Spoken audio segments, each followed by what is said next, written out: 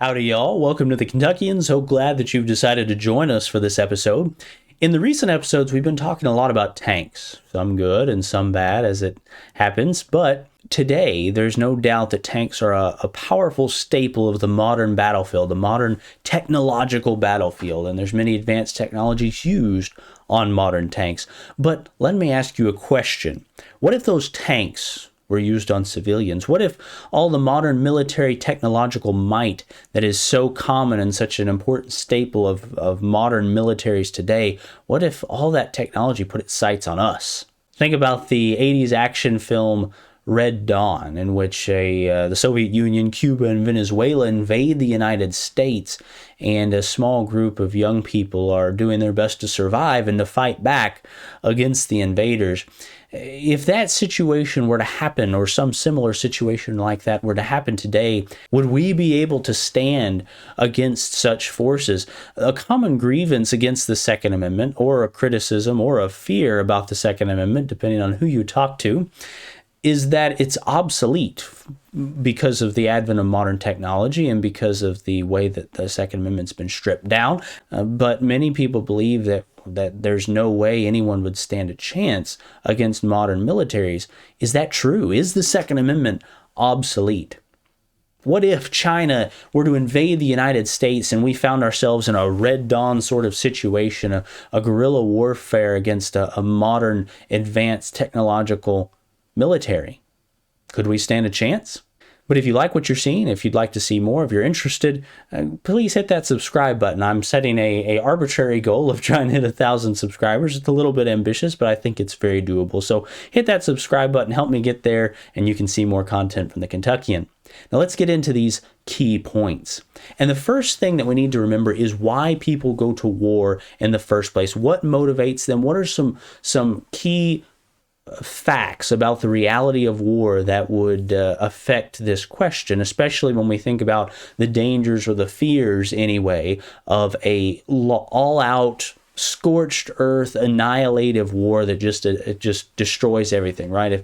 If countries were to just use nukes to wipe everything off the map, well, first off, we need to remember that war is started by a desire for something. Now, it might be resources like oil or uranium or a pre-developed industrial base, that sort of thing. But more often than not, either as the key or as the overarching motivation, there's money, power, influence, or perhaps at times protection for themselves or for some ally.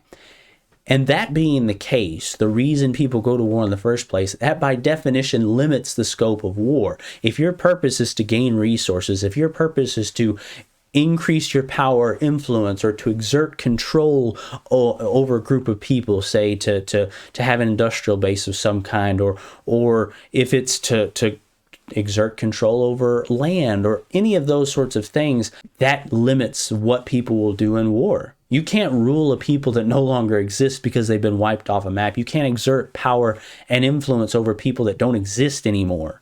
You can't use a resource that's been annihilated and wiped clean by absolute, total, annihilative war. So that limits war, limits what people will do. We need to realize that since war does need to gain something, you have to have boots on the ground. You can't just use technology and destroy key targets and that wins you a war. If war is about controlling or gaining something, and it is, that can only be exerted through presence, right? And that presence manifests itself in the form of soldiers, right? There are also very many unknowns that are factors in war that keep the full force of a military from being exerted on their enemy, on the people that they're invading, or so on.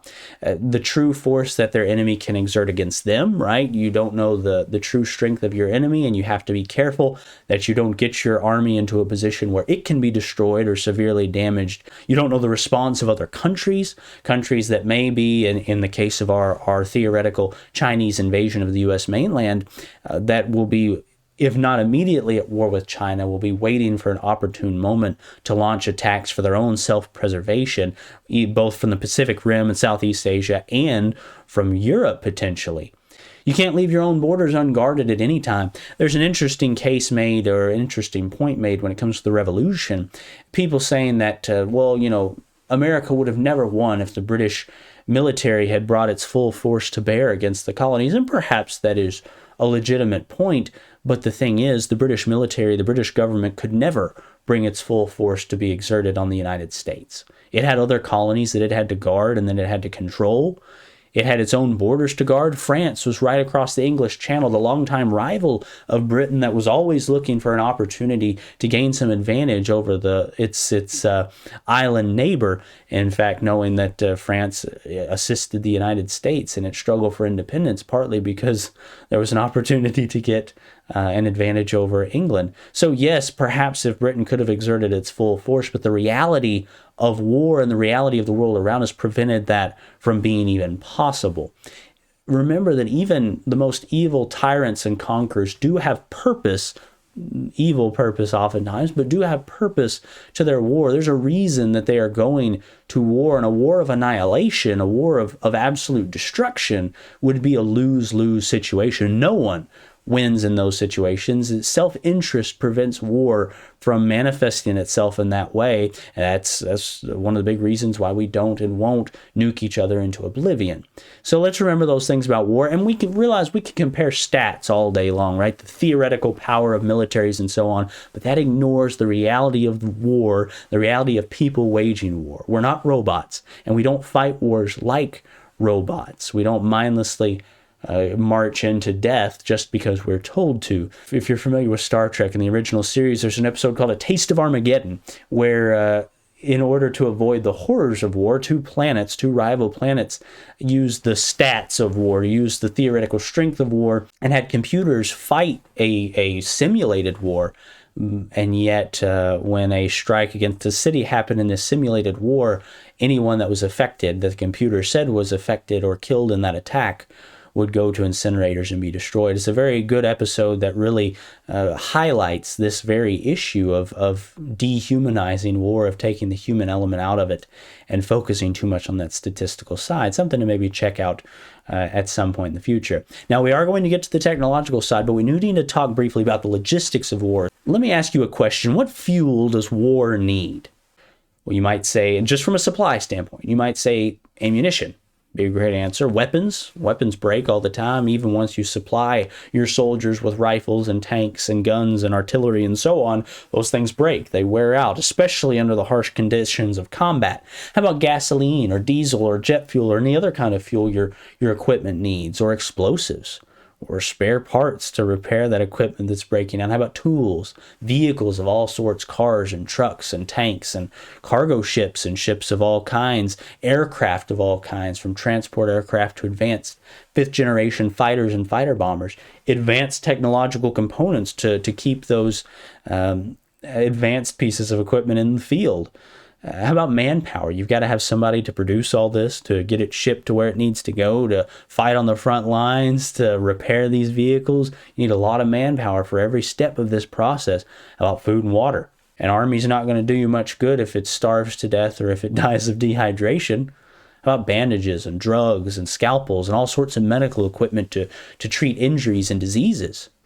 How about uniforms, bootlaces, all those sorts of things that are needed to keep a war running, even very little things that your soldiers, that your people have to have. And not having enough of even just one of almost anything on that list I just gave you, and others that we didn't even talk about, can mean the difference between victory and defeat.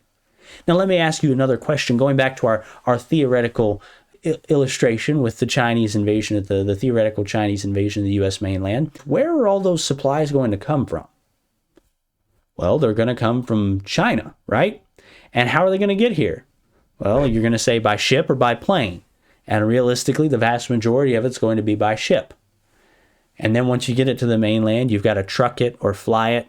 Again, mostly going to be trucking it to wherever it needs to go, to the front lines, to whoever needs it. You're going to have supply depots and ammunition dumps to consolidate these supplies. And all that, and all those different things are awful vulnerable targets for a guerrilla war.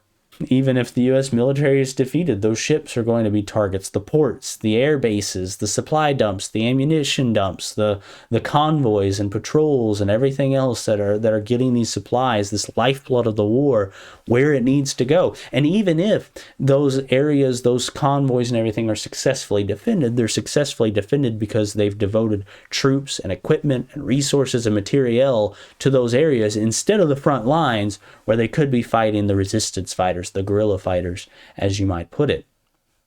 And on the flip side of that coin, so there's an extremely tenuous logistical situation. Even if they were able to convert factories, those are still targets now and they have to be supplied. It would be very difficult to do that in the first place, but theoretically possible.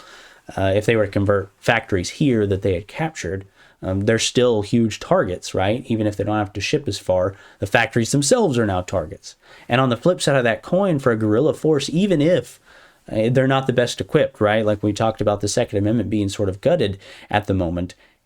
Every single convoy, every single patrol that's successfully ambushed by the guerrilla fighters takes weapons and equipment and material and resources and manpower out of the hands of the enemy and into the hands of the good guys, into the hands of the guerrilla fighters. Every single thing lost by the enemy is an opportunity to increase the capabilities of the guerrilla fighters. And they are also going to have an advantage logistically with support from the community, whether it's information, resources, food, shelter, whatever. They know the land. They, in general, have a home field advantage that gives them a distinct edge over the enemy.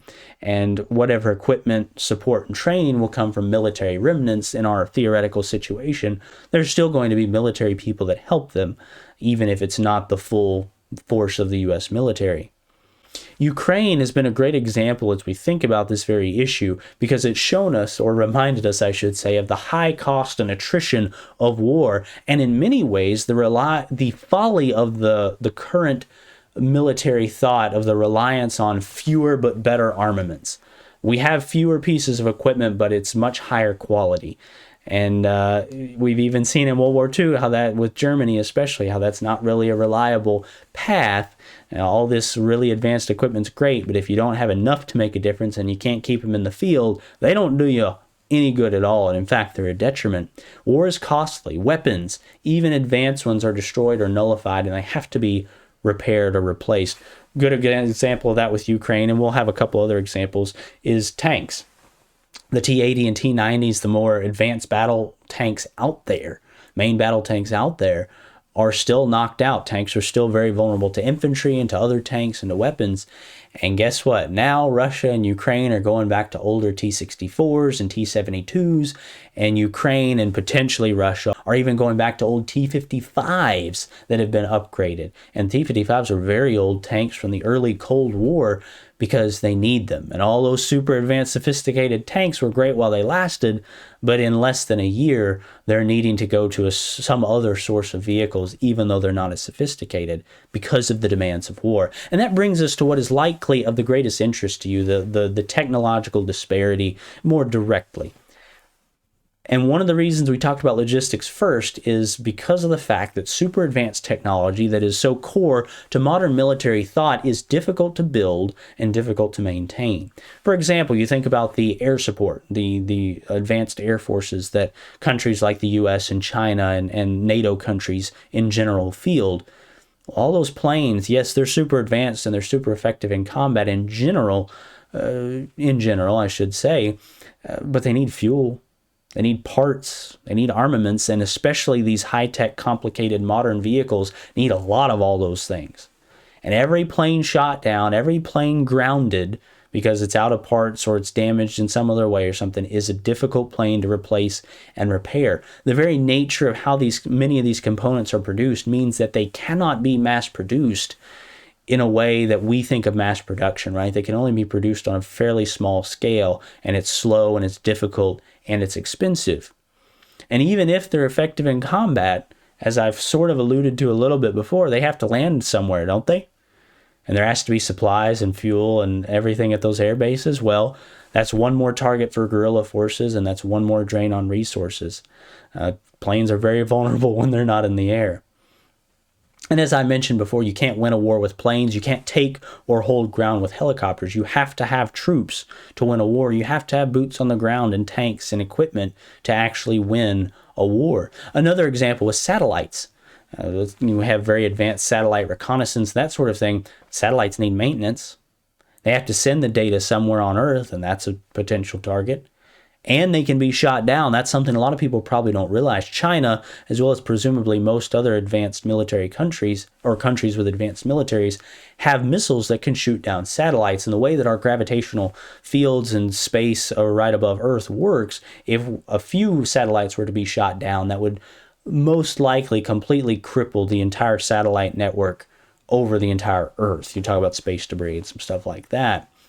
So now it's a very fragile network. As with many of these technological advances, there's a very fragile technical network that the technological edge these weapons have are reliant on, whether it's the parts, whether it's the satellite network that is very, very vulnerable to attack, those sorts of things. And once you cripple that fragile technical network, all the fluff of modern weapons and modern technology of war disintegrates. There's countermeasures that exist to all these modern weapons. And it's not to say that these weapons don't give it an edge, because they do, but there are counters to all of them. In Ukraine, all these super advanced SAM, surface-to-air missiles that are used to shoot down planes that are the backbone of any modern air defense, and really the main part of any ground modern air defense, are expensive and difficult to build and difficult to replace. And a country may only have a few hundred of them at best. And so they just load explosives up, and this has actually happened in Eastern Europe, and it may be happening or about to happen in Russia or in Ukraine by the Russians. They load explosives up in a cheap old cargo plane that they have thousands of, and they aim it towards a target, and when they get to a certain point, the pilot jumps out, and now you force the enemy, even the one you're invading, to use that really expensive, effectively irreplaceable surface-to-air missile on a cheap plane. You run them out of surface-to-air missiles, and then you fly your more advanced aircraft in there and do even more damage. You've just nullified the key to air defense because of a practical application of war and smart thinking.